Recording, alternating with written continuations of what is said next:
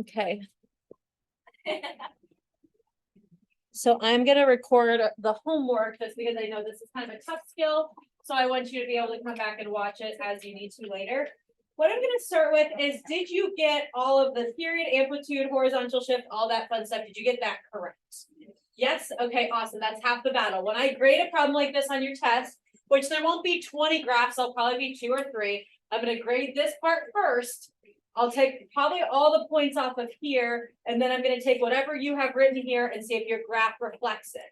Now, if you got it wrong here and then continue to graph it wrong, you'll get all those points off. But if what you put here is wrong, I'll mark it off there, and then I will take these answers and read your graph. And if you graphed what you said, then you get those points carried through. Do you ever see those CTs on your tests? Yeah. CT, that just means carry through. I'm not going to minus like 18 points. I'm going to mark as minus 2 from the beginning, and then I'll carry through. Did you do the right thing all the way? So now that we've done this, I'm going to come over to my graph. The first thing I like to graph is my asymptotes, or my it's been a long weekend. What are those? The amplitude. And then I'll do my vertical shift. So I'm going to start amplitude, I'm going to do my vertical shift. I think those are the easiest ones. So I was at 2 and -2, and I bumped all that up to 3 and -1. I also am bumping the middle of my graph up. So I think I did an okay job telling you guys this. I didn't necessarily see period the first time, but if I didn't do a good job, I'm telling you now.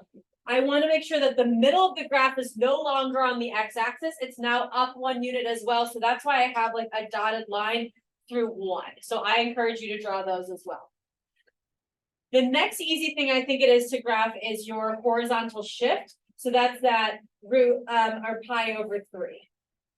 Okay, so if I know nothing else, I at least have my amplitude, I have my new middle of the graph, and I have my horizontal shift, okay? This is the hardest part of the whole graph, and this is where I think our problems lie.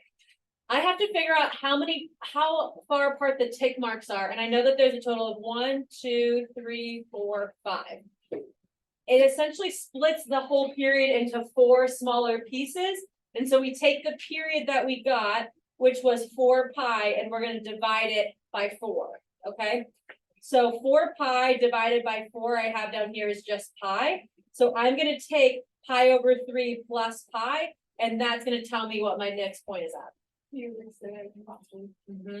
In order to tell how far apart my tick marks are, I'm going to take my period and I'm going to divide it by 4. So I did 4 pi divided by 4. Excuse me?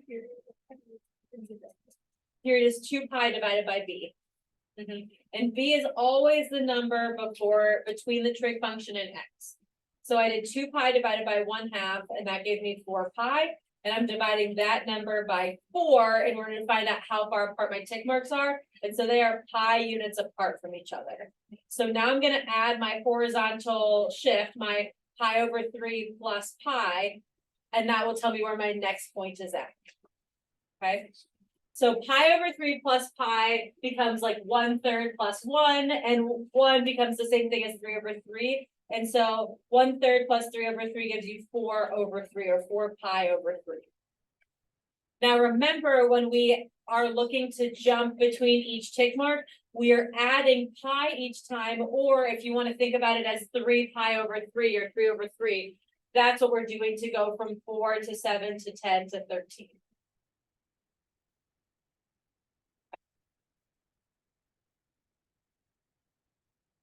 Any questions on just what I've said? If you didn't get that on your own, that's okay. We'll do some more later. But any questions on what I said? Alea? We'll get that in a second. Anybody period questions on how I labeled any of these numbers on my x-axis? Everybody okay? All right, Alea asked about my altitude. So my 3 and my -1 come because my amplitude, I said altitude 17 times. I mean amplitude. I'm so sorry. At the point in geometry where there's enough crossover that I'm getting a little confused. Okay, my amplitude is how far away from 0 I am, and so the number out front tells me it's 2. So normally I'd say we're at 2 and at -2, but because my vertical shift is up 1 unit, then I have to move both of those up 1. So instead of being at -2, I'm at -1, and instead of being at 2, I'm at 3. And also instead of my graph being in the middle at 0, it's up to 1. And then you graph your sine graph. So if you got everything right, but then your picture doesn't look like mine, you didn't draw a positive sine graph. And so that's why we went over all of those shapes the other day, because I just assume at this point, you know what 5 points we're doing with a normal sine graph. Okay. Can we do the one underneath it now? Okay. Same idea. I want to make sure everything over here is correct. Period, amplitude, horizontal shift, vertical shift. Make sure it's all right. Maybe I should do attendance.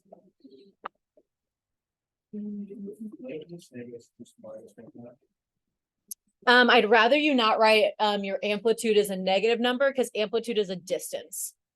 So keep it a positive number.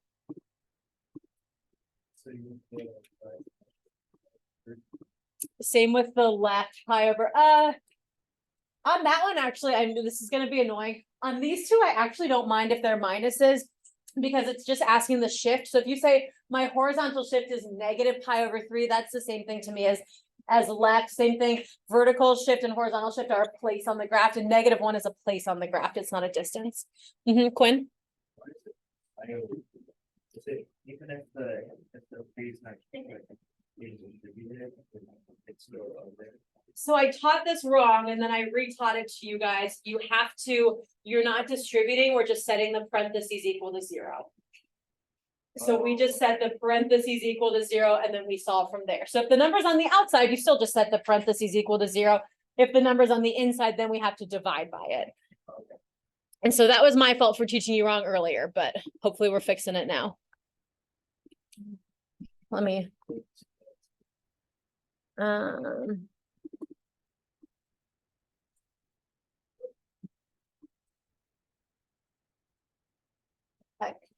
Okay, anybody else questions on these parts right here? Period, amplitude, horizontal shift, vertical shift. No? Okay, let's go look at the graph now, okay? So here's my graph. I've got a lot going on, so I'm just gonna zoom in. First thing I did was my amplitude. I was normally at +1/2 and -1/2, but my vertical shift took me down 1 unit. So instead of being at +1/2, I'm down at -1/2. And instead of being at -1/2, I'm down another whole number, which is -1/2. Questions on amplitude and vertical shift. So that's why I'm at -1/2 and -1/2. Now, when it comes to my period, we have to first do my horizontal shift. The hardest part here, I think, is that my horizontal shift doesn't immediately, it doesn't get me my next like tally mark, my next dash in the positive X. I have another point over here in the negative X. So that I think is maybe your graph might look a little funny, because you might have just put like 5 tick marks out, and one of your tick marks ends up being 0, and you might have that labeled somewhere else. So the hardest thing is that we're used to the like this little pink line going over the y-axis, and it doesn't here. Okay, so what we're doing is we're taking our -1 pi over 3, that's what I got as my horizontal shift, and I'm adding my period divided by 4. Now my period was 2 pi over 3, so when I divide that by 4 or times by 1/4, I end up getting 2 pi over 12, or simplifies down to pi over 6. So I'm gonna add pi over 6 each time to get to my next point. If I'm at -pi over 3 plus pi over 6, I'm going to change those fractions to be like fractions, like denominators. So -1/3 becomes -2/6, plus 1/6 gives me -1/6, or -1 pi over 6. So my next point is actually at -pi over 6. Then I take -pi over 6 and I add 1/6 to it. Well, -1 plus +1 lands me at 0. Then 0 plus 1 will give me 1 pi over 6, and then 1 plus 1 is 2 pi over 6. We've done enough hard ones that almost this easy one where it's a little bit nice and cleaner, it's almost harder for us because we expect it to be kind of those big, weird, funky numbers. There are 2 problems on your homework tonight like this. I'm going to teach you other graphs, but I will never ask you to graph them on a quiz or a test. So I just thought more sine and cosine graphing practice would be helpful. So on your 4 or 5 homework, you'll have two problems that look a lot like this. So we'll talk more about that tomorrow. And if we have extra time in class, I'll do more of them together, okay? Any more questions before I move to that third problem on this homework? Okay. Third problem on the homework, it says write a sine or cosine equation. I know it said and, we ignored that last time, and I just want you to do the one that it looks like. So this looks like a sine graph. So let me zoom in on my equation first. I think the amplitude was really easy to find, and I think that the horizontal shift is really easy to find. I think the pink highlighted one, the period, the B is the hardest one to find. So I'll go over that work in a second. Anybody questions on amplitude or horizontal shift? The yellow highlight or the green highlight? Okay, most of us did a really good job with that, right? It's the B that's tough.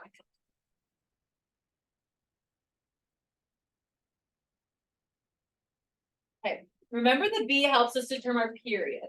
And the period is how long it takes to go from the beginning of the graph all the way through one iteration back to the beginning, okay? So it takes one whole like cycle of sine that I need to get through. And that goes from pi over 5 to 9 pi over 5. So we're going to figure out how long of a distance that is. So I did 9 pi over 5 minus pi over 5 to say that this whole distance is 8 pi over 5. It took me 8 pi over 5 units to do a whole sine curve. Okay. Then, because we know that that is my period of that graph, I set 8 pi over 5 equal to the way we find period, which is 2 pi over b. So 8 pi over 5 equals 2 pi over b. I cross multiply, I solve, and that's how I ended up getting b equals 5/4. B equals 5/4. Okay, can I explain that anymore? Now, let's say you wanted to do the cosine. The only thing that would actually be different is just my horizontal shift. The amplitude would be the same, and my period, my B, would still be the same. So if I were to do cosine, and I didn't do this last class, where would cosine start here? Like, where does it look like a cosine curve would start? 7 pi over 5 would be where it would be positive start, right? It would look like that. Does anyone see where it could be a negative start? 3 pi over 5, it could start here, and then it could make a negative sign, right? Or negative cosine. So I could write the exact same thing that I wrote above. I could write -3, and this time I'd write cosine. My B would be the same because it's the same period. The only thing that would change is instead of writing my shift to the right was pi over 5, my shift to the right is 3 pi over 5. So I will not ask you to write both, but if you wanted to, it's just that simple. Okay. What'd you say? Over here on the graph. Because that's where we decided that like we could start a negative cosine right there, and it would just be like a flipped guy. Right. All right, any questions? Okay, take your homework, tear it out, pass it forward, make sure your name's on it. And then go ahead and get your notes out. We're gonna do some of 4 or 5, and then we'll do some more graphing practice at the end if needed.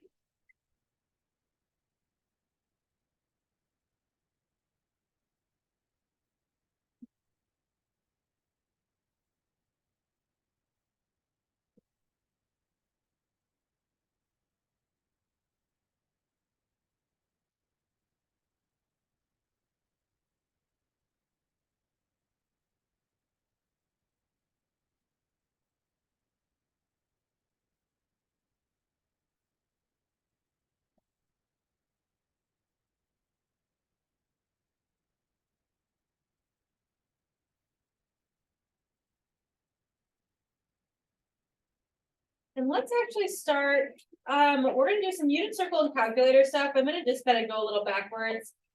Just because I want to make sure we get all of this done, and then we'll end with as much graphing as we can handle. You can get a calculator out if you want to use your unit circle, go ahead and pull that out. If not, you can just use your memory. And we're gonna go to number 2 and 3 on your 4 or 5. So flip to find 2 and 3 on your 4 or 5 notes. You say we were gonna see it. Oh, yes. Yeah, let me, you want this now? You can pass it out. Let me pass those out.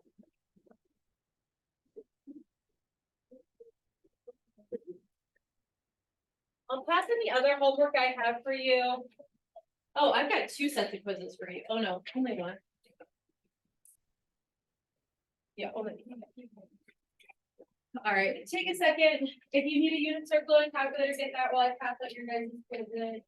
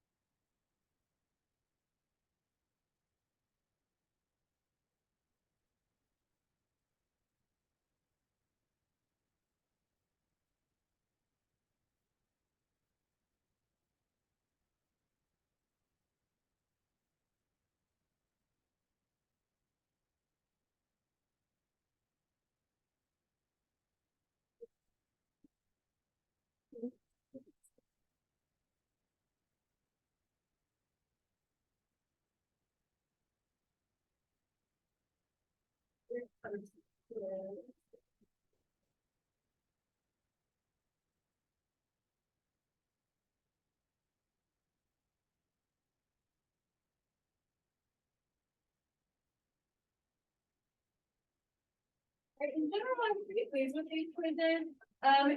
Even if you made more mistakes than you maybe wanted to, I think there were some like good reasons behind it, or I understand what you were doing, or I think just like a small change could help you get there. I will talk more about your tests tomorrow.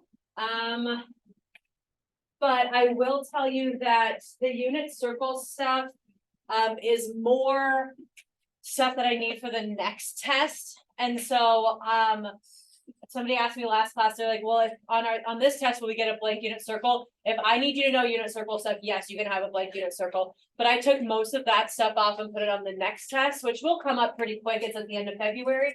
But the reason I put you learning the unit circle now is because now we can find our mistakes. Now we can start learning it and we have more time to keep it in our memory versus me giving you like 1 week to learn it and everything else. So if there's unit circle stuff you're stressed out about, I can help you with more one-on-one. But for the most part, I think there's a lot of mistakes that I think are easy to clear up. So if you were like made a bunch of mistakes that you're like, oh my God, I'm so stressed about it, I think a lot of them are easy things for us to fix for the future. Same thing with the graphing. There was some things on the graphing, like I was talking to somebody this morning, and there was just like a lot of like little mistakes on the transformation, number 11 and 12, and then the sketching. And I was like, if you took this test today, I don't think that you would have this problem because I think that we've done more practice with graphing. And she was like, yeah, now I know what the right answer is. And so if you got tripped up on graphing, I think that we know more, we can fix it now. Okay. I'll pass out more homework when we get to do our review later this week, and I'll have more to talk about on our quiz, on our test tomorrow.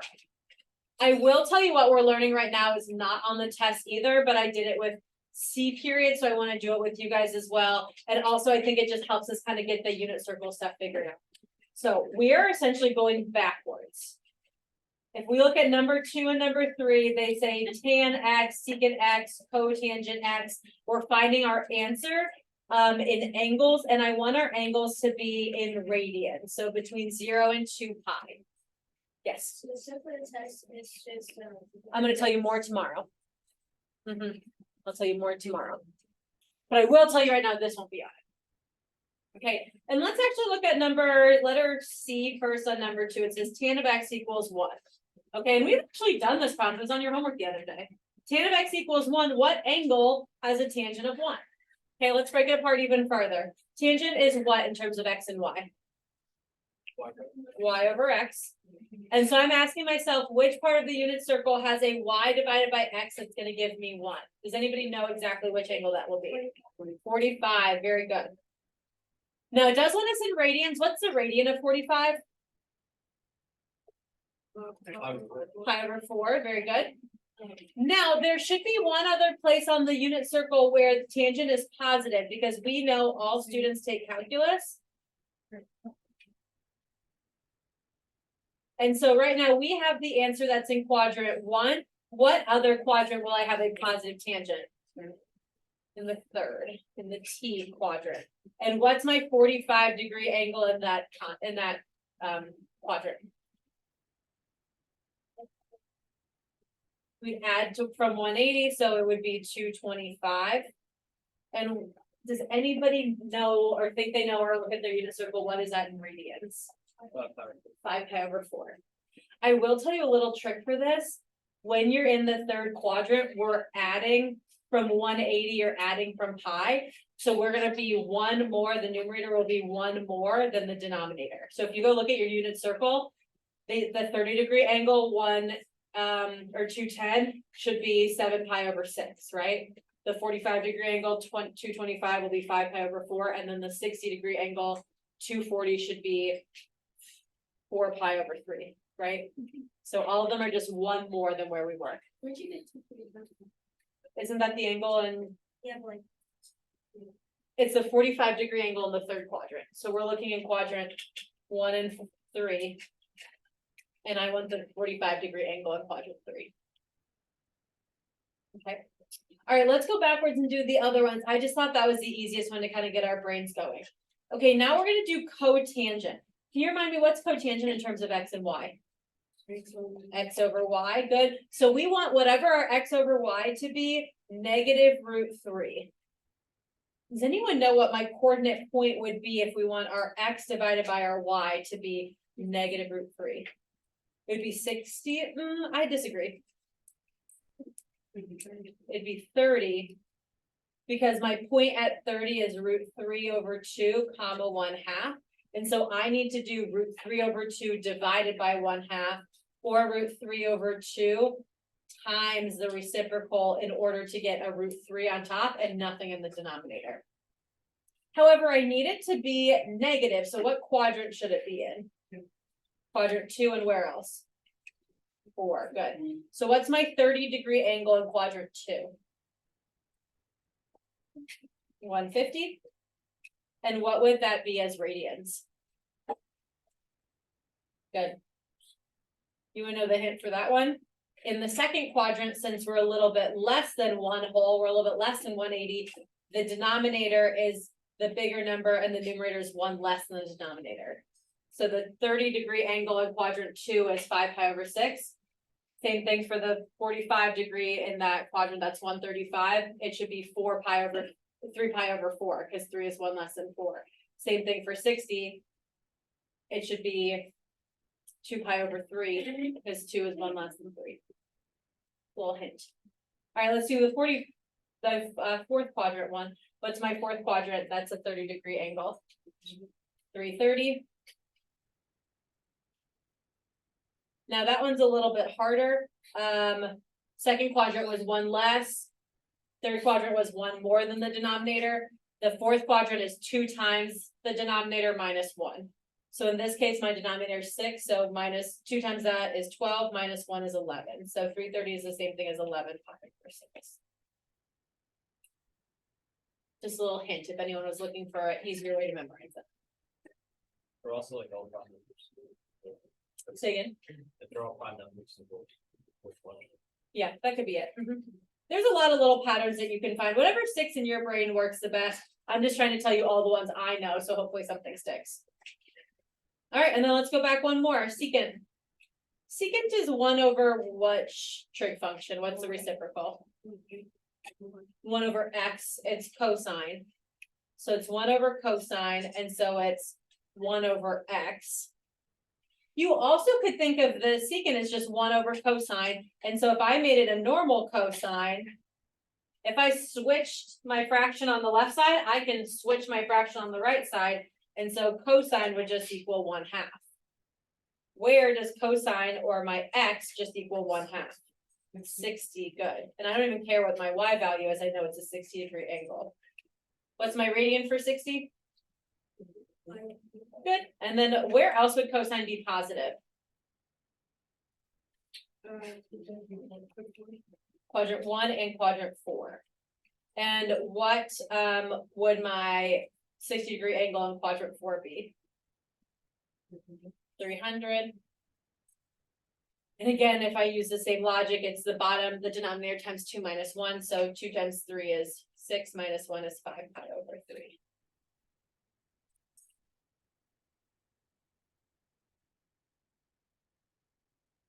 Again, we're gonna do a lot more with these. This is inverse trig functions essentially, where I give you the answer and you give me the angle. That's a whole section that will be on the next test, which is why I didn't put problems like this on this test, okay? Let's do the next part, but these are all decimals. We're gonna have to use our calculator. So get your calculator out. And what mode should we be in here? Radians. We should be in radians because this right here, 0 is less than or equal to x, which is less than 2 pi. That tells me we want our answer in radians. So go ahead and make sure your calculator right now is in radians.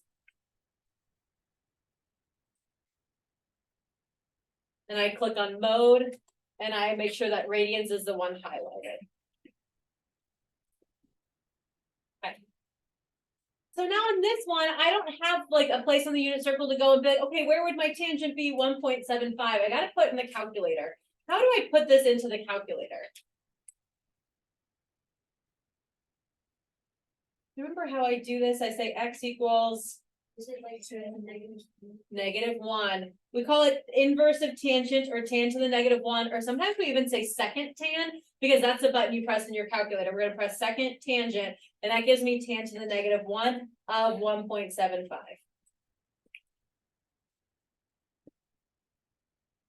And so I get 1.05 radians. However, I'm not done. I need 2 answers here. Okay. Tangent is positive in which 2 quadrants? 1 and 3, right? What this is telling me is this 1.05 is my angle in the first quadrant. What's happening here? That's it. I got it. She wants to do it. So tan is positive in the first and the third quadrant.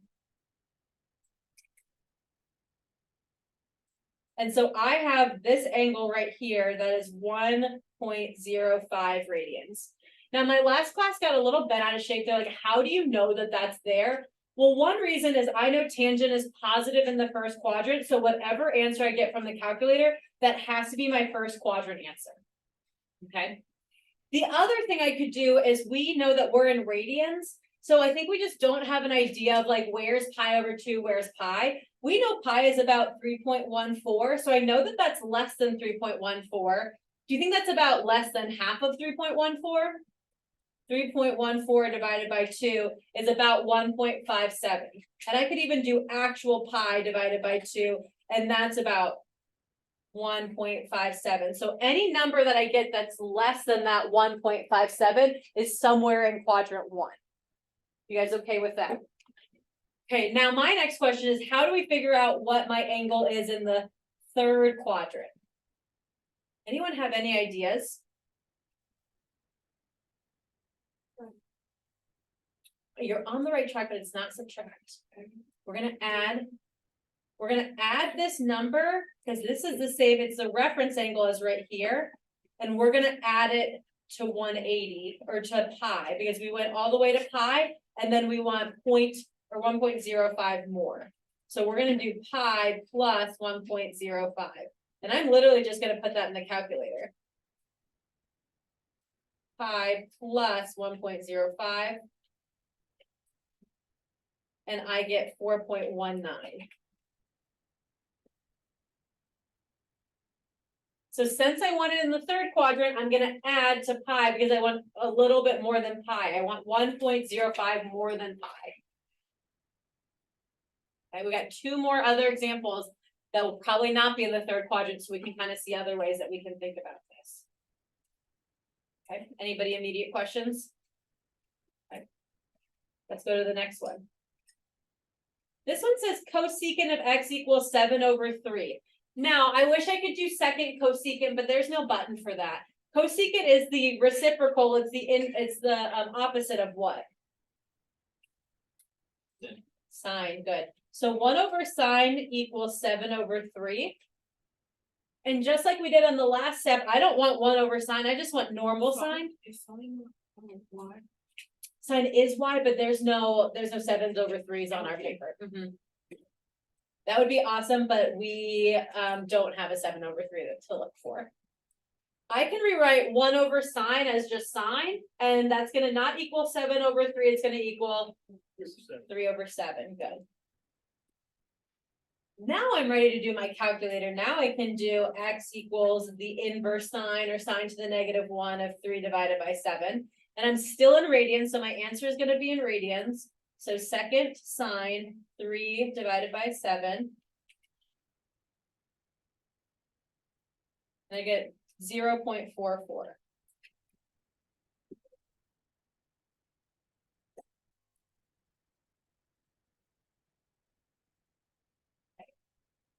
We're gonna do the same idea as we just did on the last one, okay? Sine is positive in which quadrants?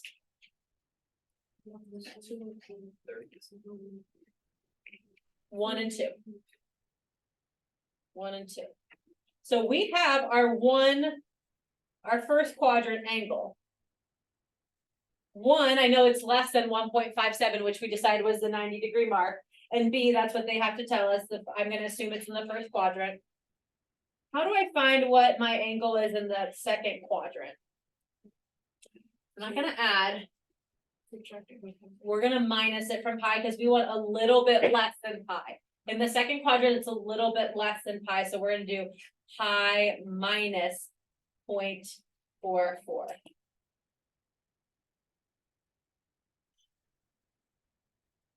And so I get 2.70, I guess. You like minus, like plus like 5 or 10. We could do that. That might be, oh, no, sorry, I lied. We will do that with 2 pi. We cannot do that with pi/2. Remember how we make all of our triangles and they all have their base on the x-axis? That means everything is in accordance with 0, 360, 180. We will never ever draw a triangle like this, right? Yeah. So all of our triangles are down here, which means that this theta, that's my reference angle, is away from 180 or from 360. Okay. Let's do one more like this. This one says secant. Secant is 1 over which function? Cosine, good. And so I can say that's the same thing as cosine of what? Good. Flip it, -2/3. And then we're gonna go put in our calculator our inverse of cosine or negative cosine. Second cosine. And I don't care if that negative goes with the 2 or the 3 on top or bottom, but it has to go in there in general. And so we get x equals 2.30. Let's see.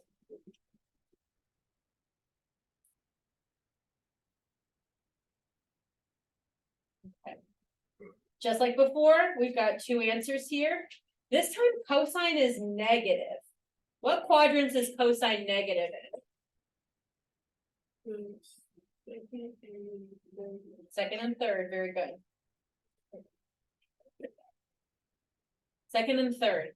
Now 2.3, that's a little bit less than pi, right? It's a little bit less than 3.14. So we're gonna have to do something with it in a second.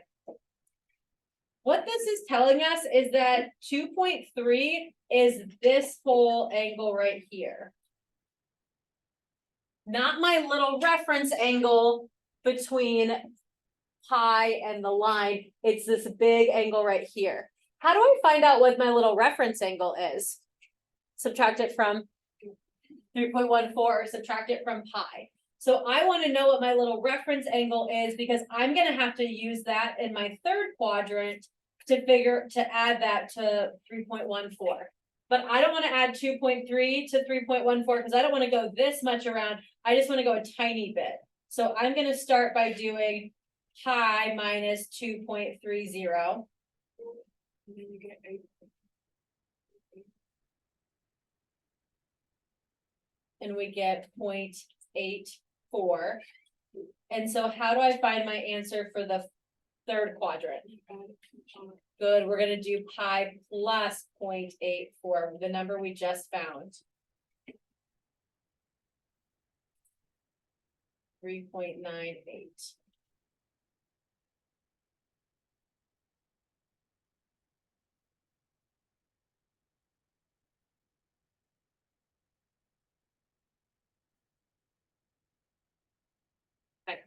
You guys are doing awesome. I want you to actually flip your paper over and we're gonna do some graphs. Just back to the beginning of 4.5. We're gonna do some graphs of some other trig functions. Now, I'm not gonna ask you to graph these, but I do think it's really interesting and I do think it's important that you see them, okay? So I don't need my calculator right now. I'm just gonna come up here and do these basic graphs, okay? I don't care about amplitude and period for any of these, so you can just go ahead and cross those out. That doesn't mean anything to me. All we're kind of doing today is just a little bit of a learning experience on what should these graphs look like. That being said, in order to graph them though, I do want to remind myself my quadrant angles of my unit circle. Remember when we graphed sine and cosine for the first time, we looked at our quadrant angles, and I'm just going to draw that off to the side over here.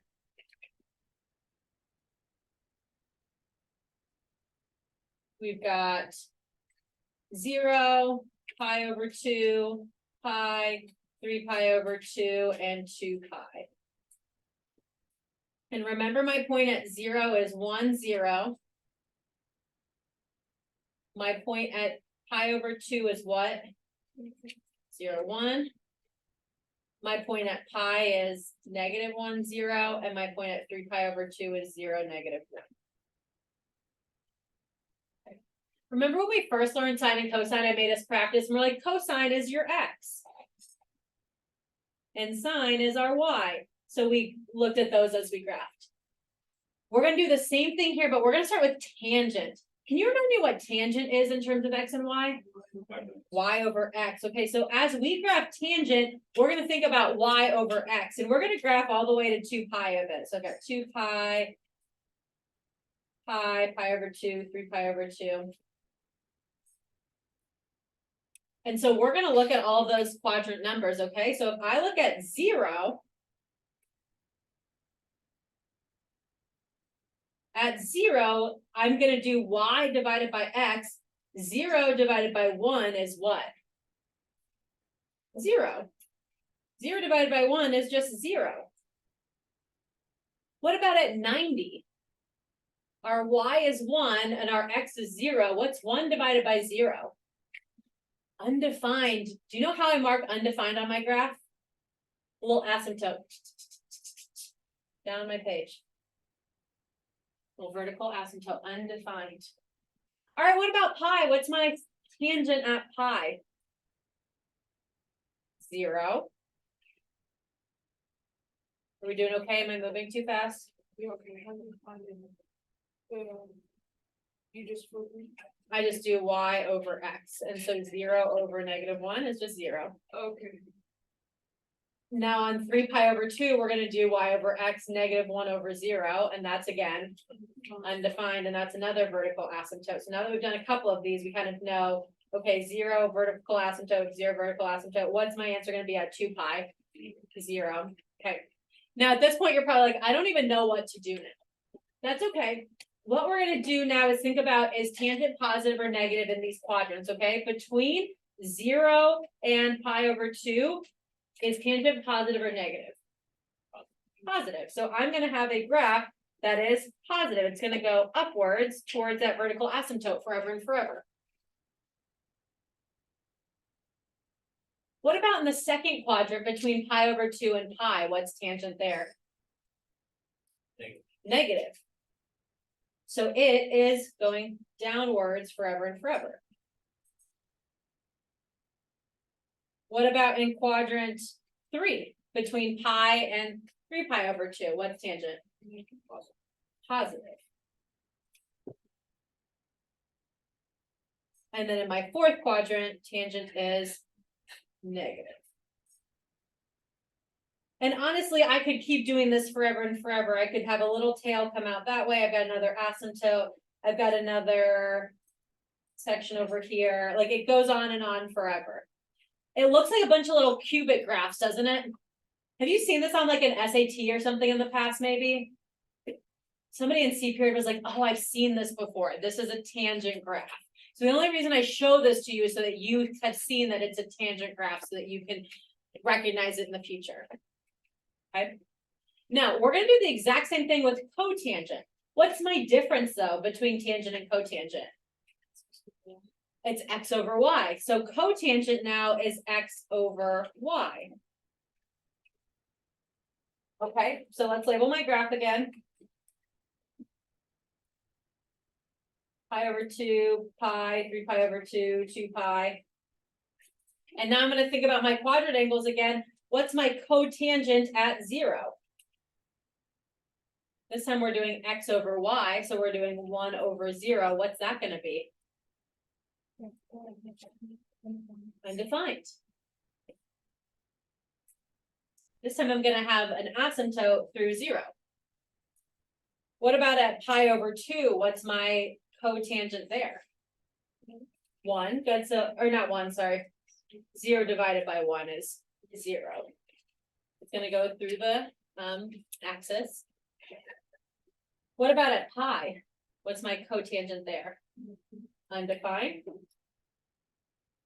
What about at 3 pi over 2? 0. Good. 0 over -1 is 0. And then what about at 2 pi? Okay, just like tangent was, cotangent is positive and negative in the exact same places. So just like tangent was positive in quadrant 1 and quadrant 3, cotangent will also be positive in quadrant 1 and 3, which means that instead of starting by going up, we're starting by coming from up, going down to 0. Same thing when I go to 3 pi over 2, it will have been from coming high and going down to 0. In the quadrants 2 and 4, just like tangent was, cotangent is also negative, so it's going to hit 0 and it's going to go down forever. Basically, they're little flipped cubic looking functions compared to tangent. And even here, I'll make kind of a little note. Where are my zeros at here? The zeros are at pi over 2 and 3 pi over 2, right? So I'm going to say they're at the pi over 2 marks. It would go at 5 pi over 2, at 7 pi over 2. All the pi over 2s are going to have zeros. And then my asymptotes here are going to be where? It's at 0 and pi and 2 pi, right? So I'm just going to say it's at the pi's. It's at my normal numbers. If this isn't helpful for you, don't write it down. I just think it's helpful to kind of find a pattern. Because now when I come back over to tangent, it's flipped, okay? My zeros for tangent are actually at my pi's, at the pi values, and my asymptotes are flipped, and they're not at the pi's, now they're at the pi over 2's. See how it's switched from where we were?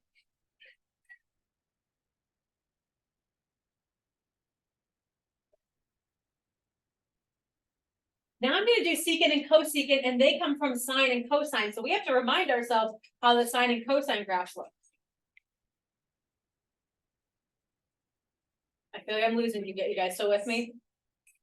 I know it's not super interesting. Oh, actually, I think this is about to be really interesting. You're going to be like, this is so boring this way. I think it's really interesting. This tangent and cotangent I get is a little boring. But when we do secant, what graph is that going to model? Cosine. It's the same thing as 1 over cosine. Okay. So what I'm going to do is I'm going to start by graphing cosine, and I'm going to show you how we flip from there. So I'm going to graph my x values, pi over 2, pi, 3 pi over 2. I'm going to graph my amplitude at 1 and -1. And I remember cosine, bless you, starts high, goes through the axis, goes low, goes back through the axis, and ends high. So cosine looks something like this.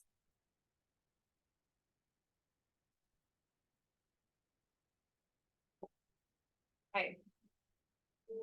Now let's take all of those points and we're gonna do the reciprocal of them or 1 over those points, okay? So for secant, we're gonna do 1 over cosine at 0, cosine is 1, right? What's 1 over 1? 1, so I'm gonna share that exact same point. So I'm trying to draw mine now in like a darker purple so that they kind of contrast.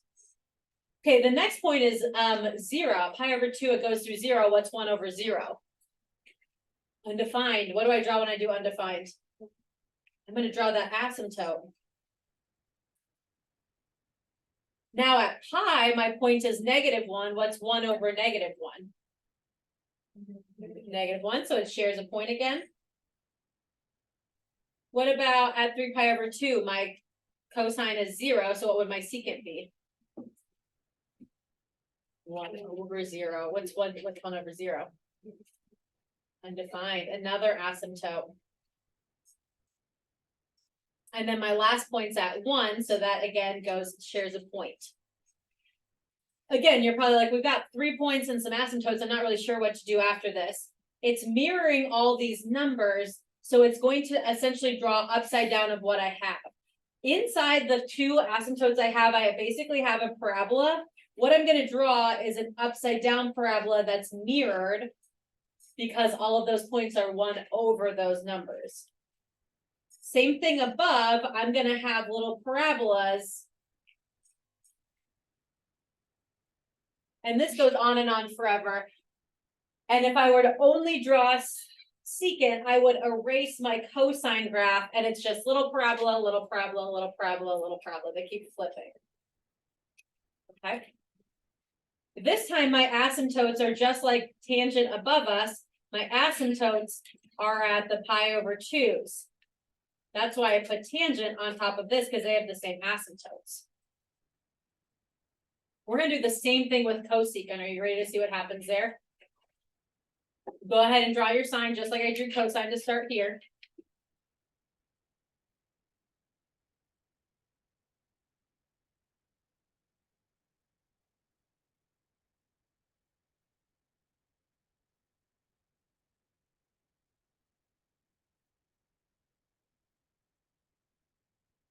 And then draw your sign points.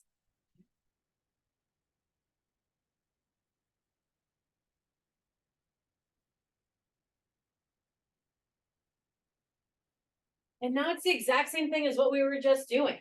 All of my zeros are going to be 1 over 0, so they're all going to be asymptotes. So now I have an asymptote at 0, at pi, at 2 pi. And then everywhere I had like a peak or a valley, a high point or a low point, I'm going to have a little parabola in that spot. Notice that cosecant and secant never touch my x-axis. They're always going away. If you're like, which direction am I going to put my little parabola? It's away from the x-axis. Now, technically, I could have made us spend time graphing these, knowing that we could graph our secant, cosecant, just like sine, and then we could do all of the same changes as we did for sine and cosine. However, I didn't think that was a good use of time. So if you look at your homework tonight, there are 2 graphs on it, but it says sine and cosine. Okay. We're running out of time, but next class, I'm happy to graph some more of these. And instead of doing cotangent and tangent and secant, we can change those to just sine and cosine and do more graph practice. Okay. Okay. Next class, we're gonna do a little bit more practice. We're gonna learn some things that may not be on the test. We're gonna review on Thursday and we're gonna test on Friday. Your homework tonight is 4.5. Okay. If some of this graphing stuff's crazy, come see me for office hours or during a resource or something. Let's get some help.